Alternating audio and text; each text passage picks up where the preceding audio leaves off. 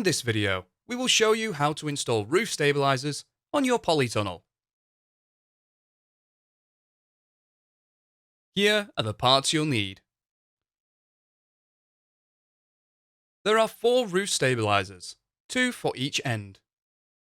The roof stabilizers are positioned between the end hoop and the first intermediate hoop. Roof stabilizers are supplied in 2 pieces.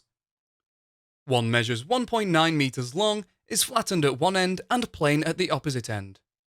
The second piece measures 45 centimeters long, is flattened at one end and swaged at the opposite end.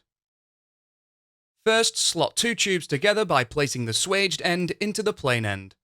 Carefully balance one end on the end hoop. Fit a Q-clip to the first intermediate hoop near the ridge.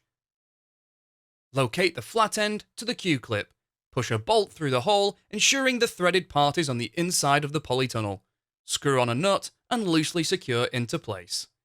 Adjust the Q-clip so it is 5 centimeters to one side of the ridge clamp and firmly tighten the nut. Fit another Q-clip on the end hoop.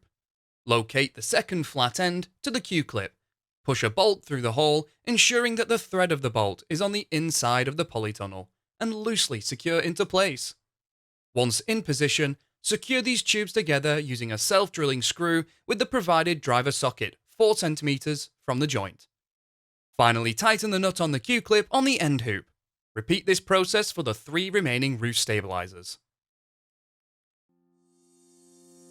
You can find more videos to help you build your polytunnel at construct.firsttunnels.co.uk. We also have a construction helpline if you require any further assistance.